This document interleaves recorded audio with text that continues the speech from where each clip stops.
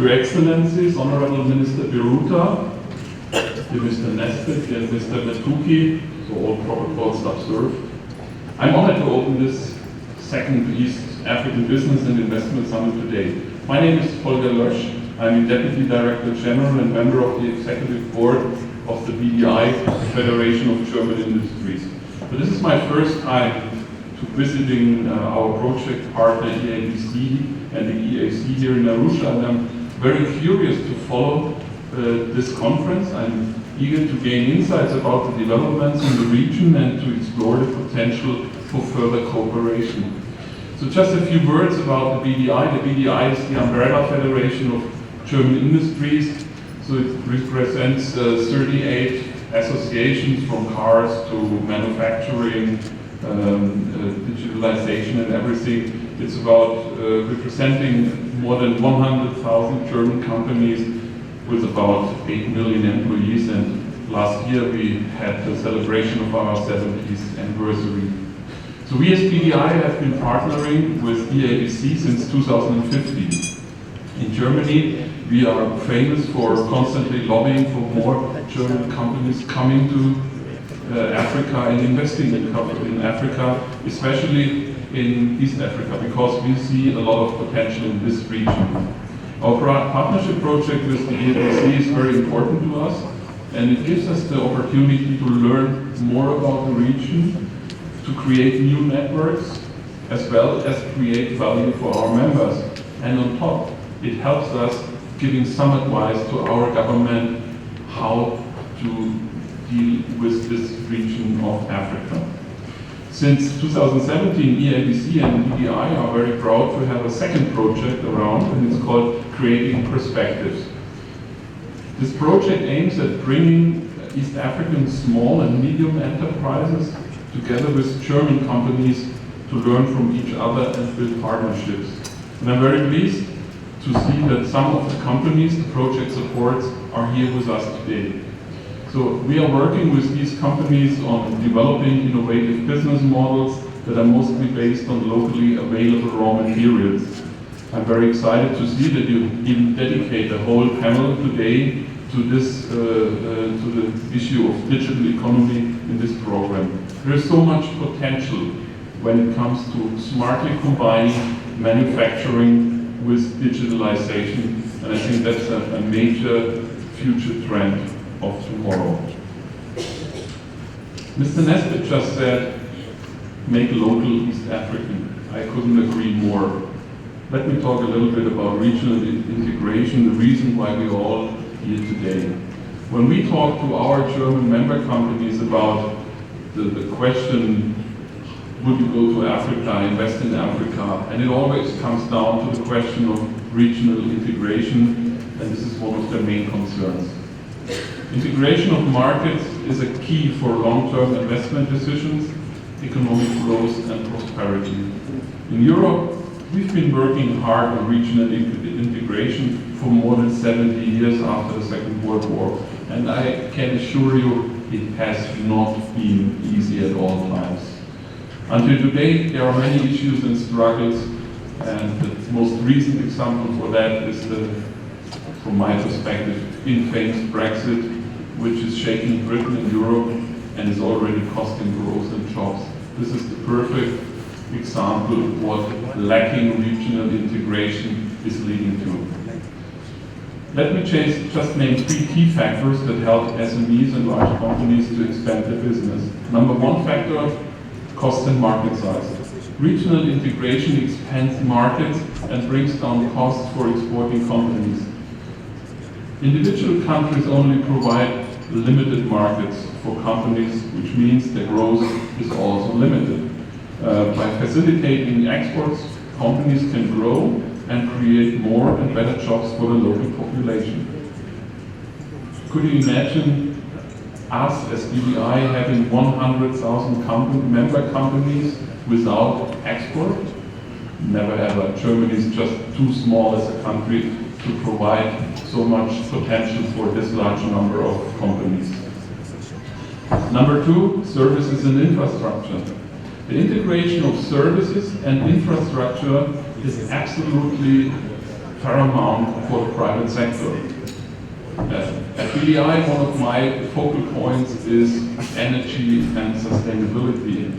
Therefore, I know how important integrating power grids and production are for the manufacturing sector. Where there is energy, there will be manufacturing, there will be industry. Integration leads to a more efficient use of resources, cuts costs, and therefore provides industry with cheaper and more reliable power. In Europe, our power grid is constructed in a way that when Germany is producing a surplus of renewable energy, as it has come to in the last few years, our neighboring countries are able to take the overflow at very, very low and cheap prices. So especially with this renewable power in Europe, production, this flexibility becomes more and more important for European industries. Number 3, competitiveness. Regional integration increases competition and therefore pushes companies to be more competitive. I know this is not nice in anybody's view. I know that competition is something we always talk about, but sometimes we don't really like it and ask our governments to protect us from competition. This is done all around the globe. This is not an African specialty. But protection will not serve these companies in the long run. It might help that young and growing companies and industries for a few years, but then we have to stop protection.